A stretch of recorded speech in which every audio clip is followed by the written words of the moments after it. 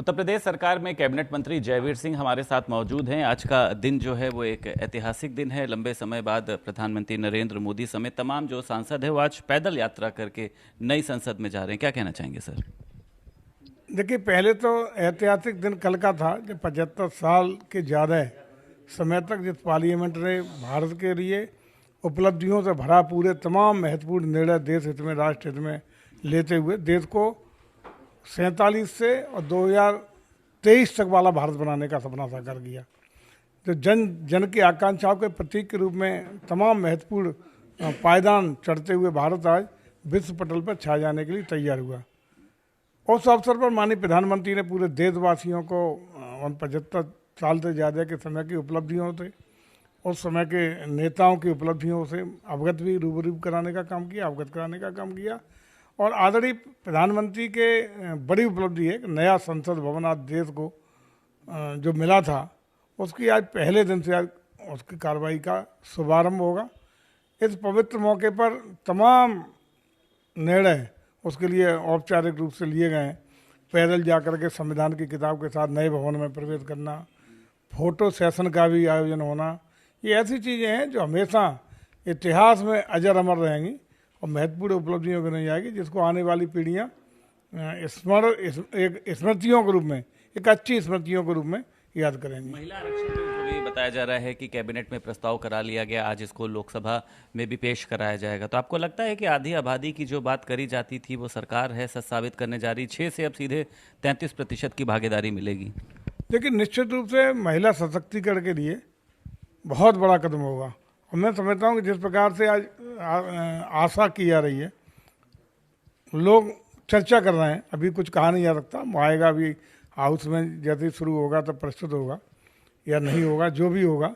लेकिन ऐसा बताया गया कि कल की जो शाम को कैबिनेट हुई है उसमें इस पर निर्णय लिया गया और आज बिल प्रस्तुत होने की चर्चा की जा रही है।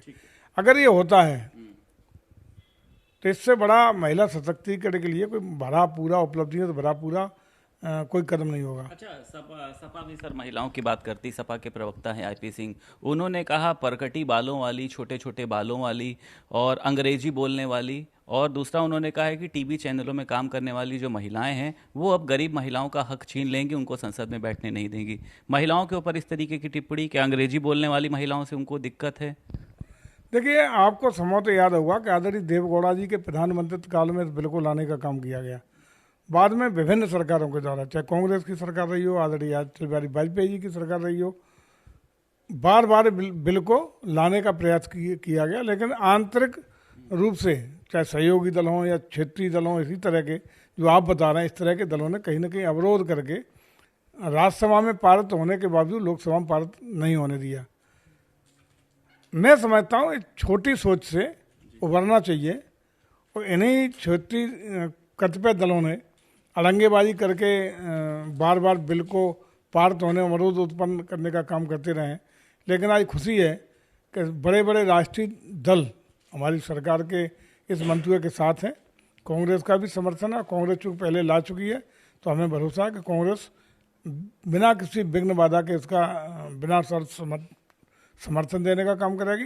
और अन्य दलों का भी मुझे लग रहा है कि शायद ही ये छोटे मोटे राजनीतिक दल भले ही अपनी चू चू करते रहें, लेकिन ज़्यादातर बड़े दलों का सहयोग समर्थन इस बिल के साथ है और आसानी से पारित होगा। वैसे भी भारतीय जनता पार्टी को पूर्ण बहुमत प्राप्त है और ये बिल पास होकर के महिला सशक्तिकरण की दिशा में एक बहुत बड़ा कदम हमारी सरकार का होगा। एक आखिरी सवाल, अयोध्या और नैमिषारण्य के लिए यूपी देखो बस यात्रा की आप लोग शुरुआत कर रहे हैं, बताया जा रहा है 10 से ज़्यादा बसों का उद्घाटन मुख्यमंत्री योगी आदित्यनाथ आप करेंगे, किस तरीके से काम करेगी, पर्यटन और संस्कृति को कितना बढ़ावा मिलेगा? देखिए, 27 सितंबर को विश्व पर्यटन दिवस है और आपको इस पर्यटन दिवस पर बहुत बहुत आपको एडवांस में ही बधाइयाँ, शुभकामनाएं।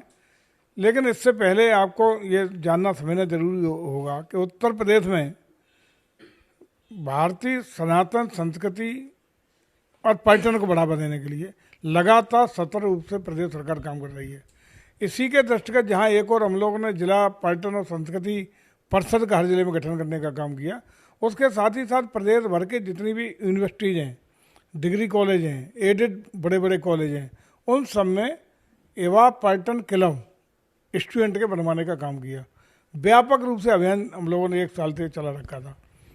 उसमें तमाम एक्टिविटीज पर्यटन को आगे बढ़ाने के लिए और पर्यटन के प्रति छात्रों की रुचि को बढ़ावा देने के लिए की गई। उसी में से जिनकी सबसे बेस्ट परफॉर्मेंस रही है जिन बच्चों की और जिन क्लबों की, 25 बच्चों का एक क्लब हम लोगों ने गठित किया, जिसमें एक टीचर प्लस 25 बच्चे, इस तरह से एक क्लब बनाए। उनकी जिनमें से बेस्ट परफॉर्मेंस कार्यकाल में 1 साल के में रही है, उनमें से सेलेक्ट करके 10 चिन्हित स्थानों पर बसों की उपलब्धता करा करके वहाँ को घूमने का, इन बच्चों को पर्यटन करने का, वहाँ के बारे में जानने का अवसर हम लोग देंगे।